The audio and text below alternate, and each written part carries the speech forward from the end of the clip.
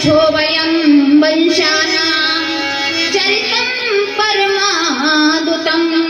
हे प्रभु, आपने सूर्यवंश का वर्णन और चंद्रवंश का वर्णन तो मुझे विस्तार से सुनाया, लेकिन आपने कहा कि भगवान ने मेरी माता के गर्भ में ब्रह्मास्त्र से मेरी रक्षा की थी, वो मेरे प्रभु का चरित्र आपने ऐसे ही क्यों सुना दिया?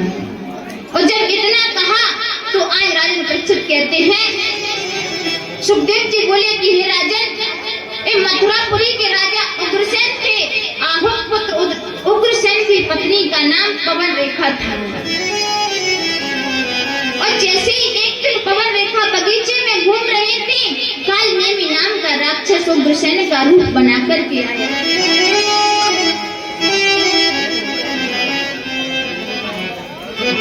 और पवन रेखा को एकांत में ले जाकर समागम करने लगा। पवन रेखा बोली पति ऐसा नहीं कीजिए, और दिन रात किए पुण्य पाप सब छीछे। लेकिन राक्षस नहीं माना और आगे चल करके वही कंस का जन्म हुआ महाराज। और कंस के यहाँ पर कंस के चाचा की पुत्री थी देवकी जी। अपने चाचा की पुत्री देवकी का विवाह कंस ने सूरसेन के पुत्र सत्यवादी वसुदेव के साथ बड़ी धूमधाम से किया। बहुत सा दहेज दिया। कहते कि है गए चंदन हेम पटे, रतन अनेक नदीन, याचक सब परितोषक कहे, विदा बहन कर दीन। जब देवकी को रथ में बिठाकर स्वयं रथ चलाकर विदा कर रहा था, तभी उसी समय आकाशवाणी हुई। और आकाशवाणी ने सज्जनों क्या कहा? अश्वास्वाम अष्टमो गर्भो हंताया वैसे बुधा। अरे मूर्ख, तू जिसकी इतनी खुशी से प्रशंसा से विदा कर रहा है, इसी की 8वीं संतान तेरा काल है, तेरी मृत्यु का कारण बनेगी। और जैसे ही आज कंस ने इतना सुना, देवकी को रथ में बिठा रहा था, तुरंत केस पकड़ करके नीचे घसीट दिया। वसुदेव जी सोचने लगे कि कंस देवकी को मार देगा। फिर भी बोले, हे राजन, आप भोज वंश के दीपक हैं, बड़े बड़े शूरवीर हैं, आपका लोहा मानते हैं। लेकिन राजन, नारी निंदा मत करो, नारी नर की खान, नारी से पैदा हुए द्रोह प्रहलाद। अरे राजन, आप तो बड़े प्रतापी शूरवीर राजा हो, और आप एक नारी निंदा करने जा रहे हैं। आपको देवकी से भय नहीं है, आपको तो केवल इसके पुत्र से भय है। तो अगर राजन आपको इसके पुत्र से भय है, तो जो भी पुत्र होगा मैं आपके समक्ष प्रस्तुत कर दूंगा। लेकिन महाराज, आज कंस ने देवकी वसुदेव को कारागार में डाल दिया। जब देवकी के प्रथम पुत्र ने जन्म लिया, तो आज वसुदेव जी देवकी के उस प्रथम पुत्र को लेकर के दरबार में पहुंचे। और जैसे ही कंस को ध्यान आया कि मुझे देवकी के प्रथम पुत्र से भय नहीं है, मुझे तो इसकी अष्टमी संतान से भय है, तो मेरी भय का कारण प्रथम संतान नहीं है। और आज कंस ने देवकी के प्रथम पुत्र को और वसुदेव की ईमान को देखते हुए वापस कर दिया कि वसुदेव इसको लेकर ही जाओ। लेकिन महाराज, समय का चक्र देखिए, तुरंत वहां पर नारद जी पधारे और नारद जी कहते हैं, राजन आप क्या कर रहे हो? कंस कहता है, हम क्या कर रहे हैं? कहा कि एक पुष्प को लेकर आज नारद जी ने कंस के समक्ष एक पुष्प लिया और उसकी पंखुड़ियों को गिनना प्रारंभ किया। इधर से गिना 1 2 3 4 5 6 7 और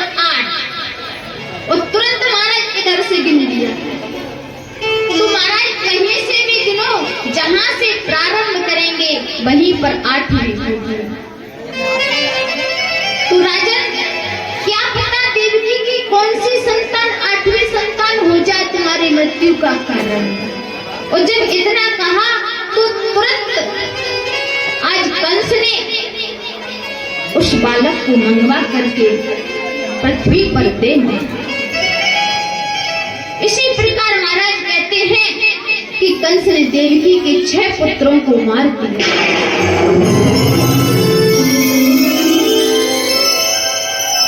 और जैसे ही आज माता देवकी के गर्भ में 7वां गर्भ आया तो मेरे प्रभु ने एक माया को आदेश दिया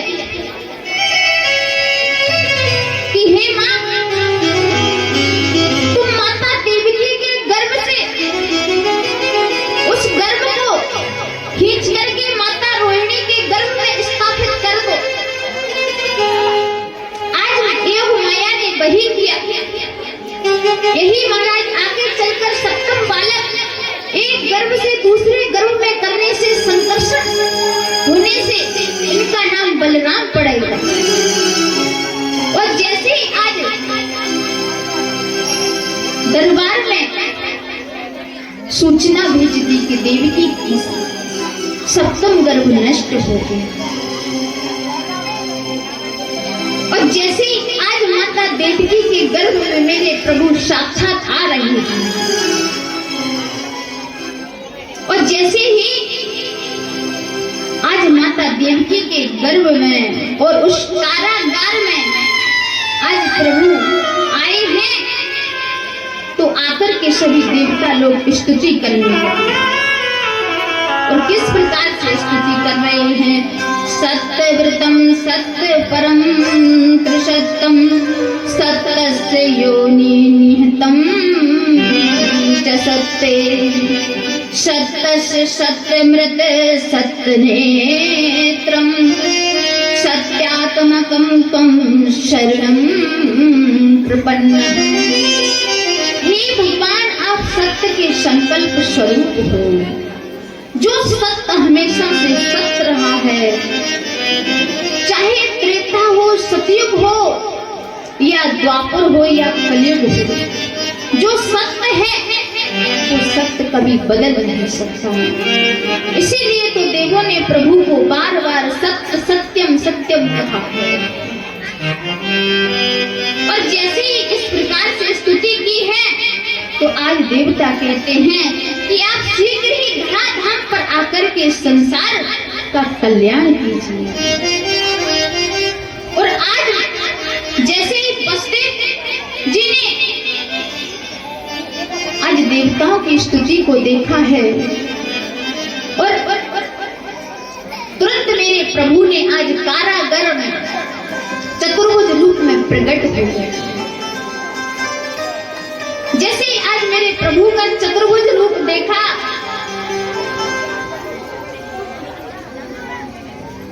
जैसे ही आज प्रभु का चतुर्भुज रूप को देखा तो वसुदेव जी ने कहा, प्रभु आप इस चतुर्भुज रूप के दर्शन मुझे आपने करा दिए, मैं बड़ा प्रसन्न हूँ। लेकिन आज मेरे प्रभु कहते हैं कि हे वसुदेव जी, हे माँ देवकी, मेरे लिए यहाँ से आप ले जाकर गोकुल में छोड़ आए। लेकिन मैया देवकी कहती हैं कि आप तो चतुर्भुज रूप में आए हो, अगर बालक बनकर आए होते तो मैं आपको लाड़ लड़ाती। आप बालक नहीं, आप तो साक्षात 4 भुजाओं वाले शीश पर पद्म चक्र गदा हाथों में लिए हुए पद्म कमल पर आप ऐसे क्यों बनकर आए हो? तुरंत मेरे प्रभु ने छोटा सा रूप बनाया और आज तो प्रभु कहते हैं कि मुझे यहाँ से ले जाकर गोकुल में छोड़ आना। और जैसे ही आज वसुदेव जी ने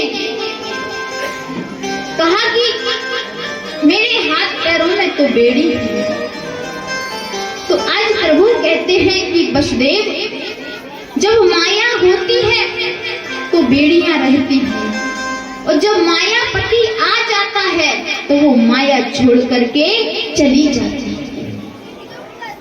तो आज मेरे प्रभु आए हैं, तो जो माया रूपी बेड़ी लगी हुई है, उन माया रूपी बेड़ियों को मायापति के आने पर छूट कर जाना पड़ा। और जैसे ही तुरंत आज वसुदेव जी लाला को लेकर के कहां पर गए हैं, गोकुल के लिए जाने लगे। आज महाराज भयंकर बरसात हो रही है, घनघोर बारिश हो रही है, बिजलियां चमक रही हैं।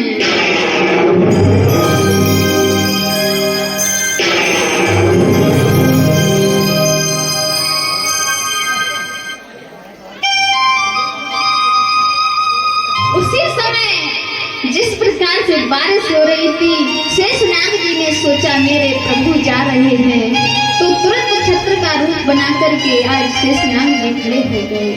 और जैसे आज वसुदेव जी गोकुल में लेकर जा रहे थे, तो रास्ते में यमुना जी पड़ी। तो जैसे ही यमुना जी में पहुंचे, यमुना जी में एकदम से महाराज बाहर आ गए।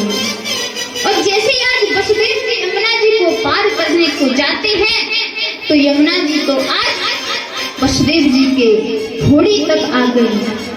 तो मेरे प्रभु कहते हैं कि तुमको शर्म नहीं आती, मैं तुम्हारा पति और जो शेषनाग जी हैं वो तुम्हारे जेठ जी हैं, और ससुर जी मुझको लेकर जा रहे हैं। लेकिन जैसे यमुना मैया का इतना प्रभाव पड़ा और प्रभु के पद प्रक्षालन करके मैया वापस चली गई। और इधर महाराज अब हम थोड़ा गोकुल में चलते हैं।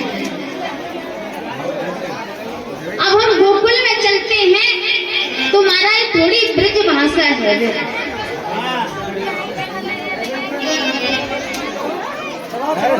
महाराज इधर नंद बाबा 90 बरस की डोकरा है गए, और नंद रानी 80 बरस की डोकरी है गई, अभी तक छोरा छापरो भयो ना। अब तो महाराज आज संत महात्मा नंद बाबा के घर पर आए, और जैसे उन्होंने भोजन पवाया और पेट पर हाथ फेर कर बोले बाबा पुत्रवान भव। और जैसे आज इतना कहा कि पुत्रवान भव, सो अब तो नंद बाबा बोले बाबा एक आशीर्वाद दे रहे हो, अभी तक छोरा छापरो भयो ना, 90 बरस की आयु है गई, आगे पतो ना। तो महाराज आज ऋषि मुनि बोले कि बाबा तुम तो हमें हलवा माल पूरी चकाचक पवाए जाओ, और गोपाल सहस्त्र नाम को जाप कराए जाओ। जैसे ही नंद बाबा से इतना कहा, तो अब तो महाराज नंद बाबा ने भंडारे खोल दिए। अब तो लाला जैसे भंडारे खोले, तो अब तो महाराज खूब मालपुआ चकाचक रबड़ी है रही है, और इधर सभी ऋषि मुनि गोपाल सहस्त्र नाम को जाप कर रहे हैं। और अब तो नंद रानी गर्व से है। नंद बाबा अपनी बहन सुनंदा के यहाँ पर गए, अरे बहन सुनंदा, अरे चल तू बुआ बन कब चले गए। और आज महाराज जैसे ही आज सुनंदा जी कहती हैं कि इतना टाइम हो गया, भाभी आज इतने टाइम तक अपने कक्ष से बाहर क्यों नहीं आए।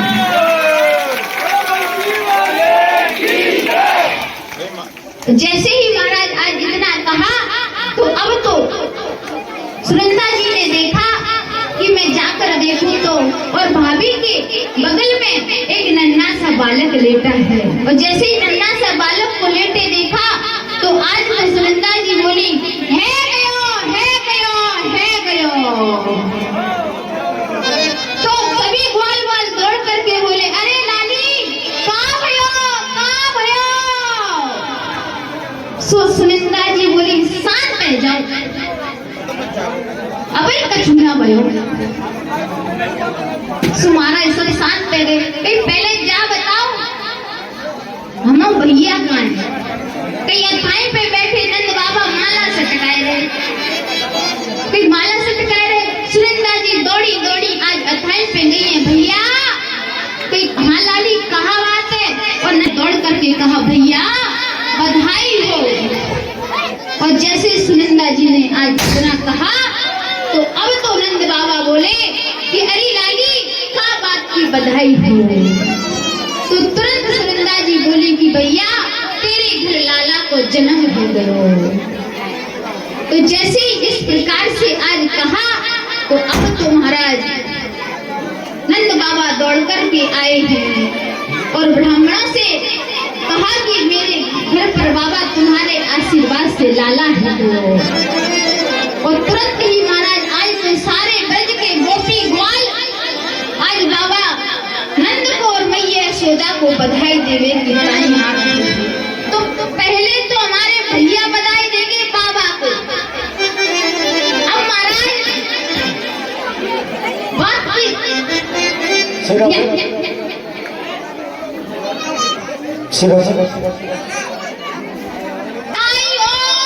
बधाई हो भैया। आवाज कम आई, बाबा की कानन तक नहीं गई। बाबा बधाई हो। बैठ जा, बधाई दे नो, बैठ जा। अब मैया ध्यान रखियो, सवाल मेरी बात का है और अपनी संख्या भी ज्यादा है। ऐसे बधाई देना है कि मथुरा में कंस के कानों तक पहुंच जाए। मैया बधाई हो। मैया आवाज ही ना आई। मैया बधाई हो। सुमारा नंदरानी कहा बोली काय कहा कह रही हो कि मैया सगाई हो। अरे अभी तो मैं छोड़ा भयो और अभी से कह लगी मैया सगाई हो। लेकिन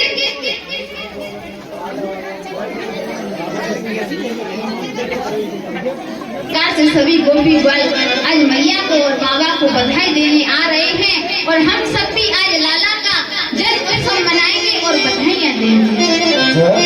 और है जय जयकार नंद करे हो रही जय जयकार। और लाला जायो है ये धोता कर लाला जायो है वो ब्रज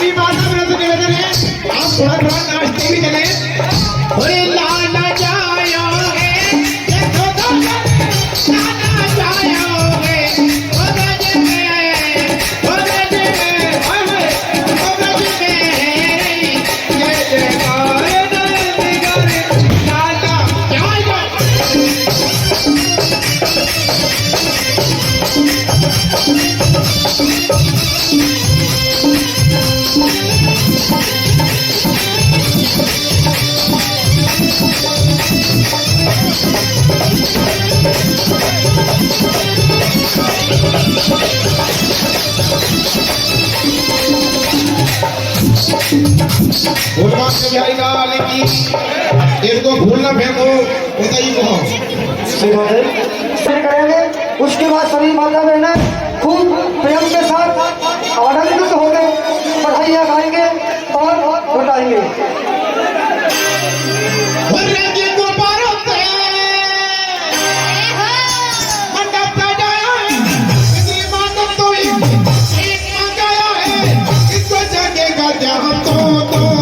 यू, हम सब बोलेंगे happy birthday to you, happy birthday.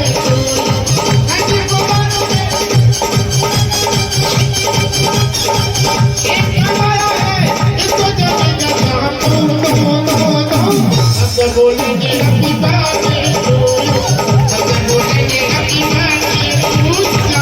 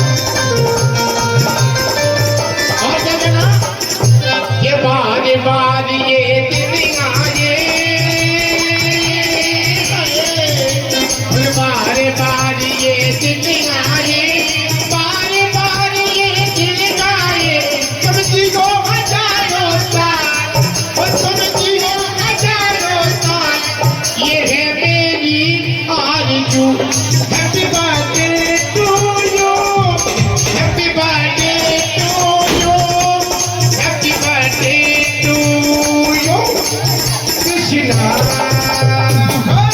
happy birthday to you। और हाँ साहब, नचबे में ना लगे रहो, जिन निकाल लो 100 200 की 2000 की और पूजन करो। हाँ साहब, सभी माता पिता से निवेदन है, सभी भाइयों से निवेदन है, बिना पूजन के कोई न जाए। और देखो आपको उधारी करने आए